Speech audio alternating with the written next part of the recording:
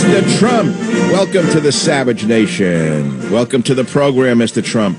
Hi, Michael. What you've been through. I mean, we've been talking about this for 2 hours. You know what I said at the beginning, Donald? I watched it last night. I said Rubio looked like a sweaty busboy in a dining room. Cruz, although he had all the answers, looked like a smart maitre d'. And Donald Trump came out looking like the hotel owner. Welcome to the program. Well, I appreciate that. We got great reviews. We won all the polls on the debate. But, I was in the middle of two people that they're in trouble. This Rubio, I never saw a guy sweat like this. He's pouring sweat. I don't know. Look, you can't say it, but I can. He must be off his meds. He looked like a child who needed Ritalin. Well, Donald, your time is short. What if the GOP brokers a brokered convention? What's going to happen then? I don't see it. I think we're going to win it. I mean, look, the fighters, they go into unfriendly territory, and they say the only way we're going to definitely come out ahead is the knockout. And you go for the knockout. I think that's what, really what happens here. We're going to have, I believe, a pretty good Tuesday.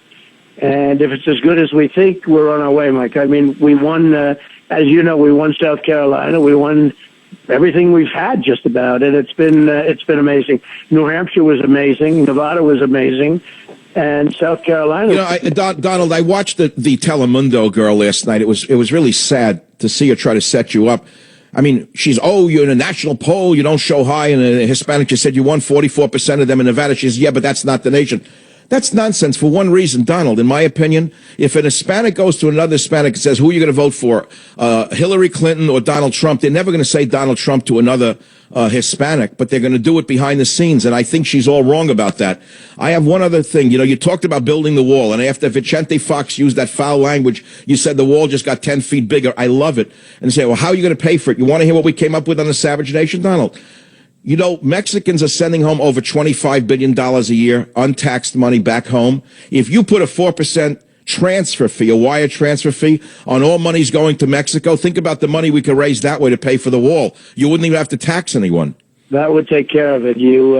Look, the money they make, the deficits we have, Michael, $58 billion a year. People don't realize that.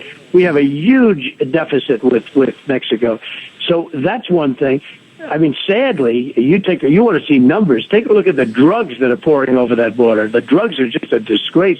I won New Hampshire, and I will tell you the biggest problem they have up there is the heroin problem, all coming out from Mexico. And, we got to build a wall. There's no doubt about it. And now all of a sudden I see this guy Rubio say, oh, well, maybe we should build a wall. Maybe we should build a wall. And actually Ted Cruz said that also. So, they're coming along, but they'll never be able to get it built.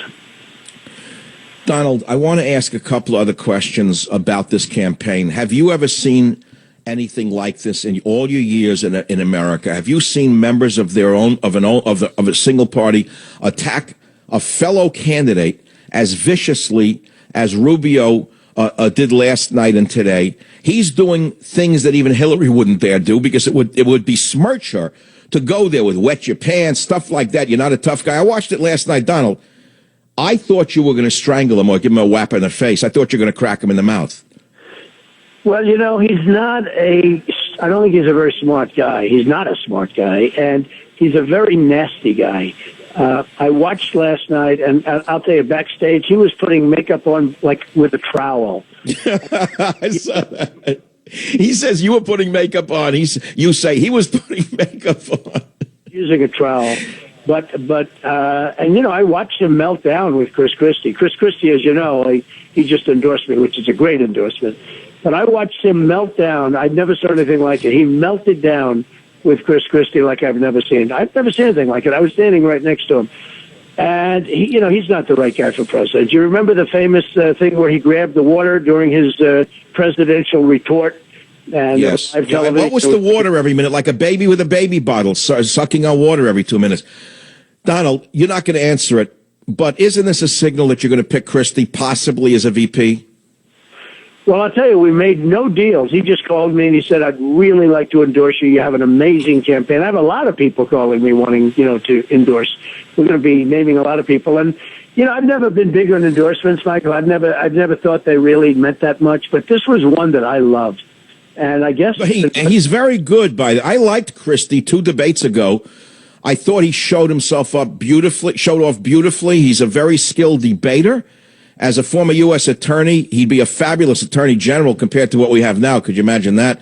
So I hope that when you do win the presidency, he does rise to the top, because the American people are desperate for two strong men in high places in America. Donald, I read that on March 11th, there is a Republican dinner or something at your Mar-a-Lago. What's that about?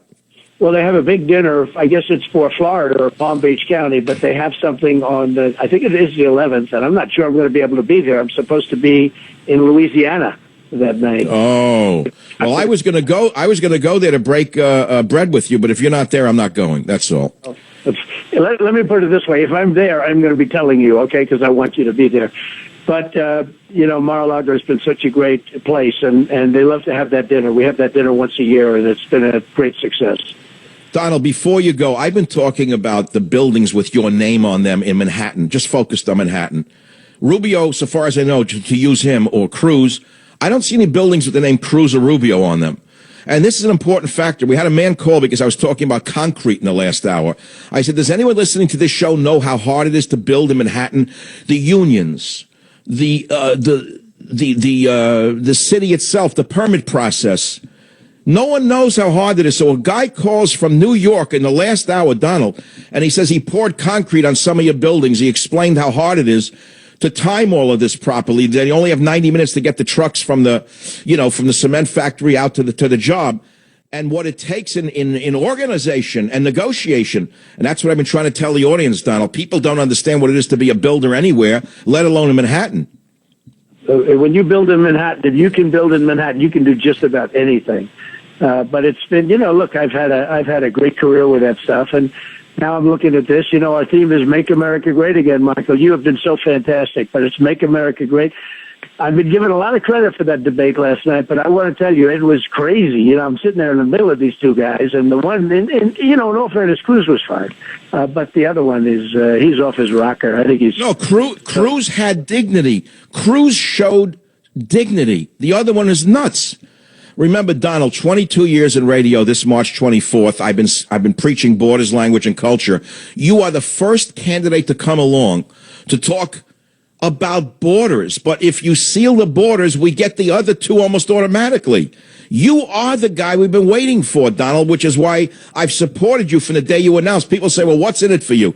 Donald, have I asked you for anything ever? Have I called you in behind the scenes and said, could you give me? I never asked for anything, did I? Or even a hamburger, okay? Nothing. Zero. Not even a hamburger. I would pay for it if you offered it to me, because that's the way it is. It's because you reflect everything that I would like to see in a candidate for America. It's that simple, and we wish you the greatest luck. We're there for you right to the end. We'll support you to the end. I'm the most loyal guy on the earth. I never, ever forget a friend, Donald. You got to know that. You're fantastic, Michael. I appreciate it. I will talk to you very soon, but I really do appreciate it. You're a special guy. Thank you, man. Thank you. Yes, I was not brought to the school on a little bus, but thank you very much. I'll be right back, right here on the Savage Nation.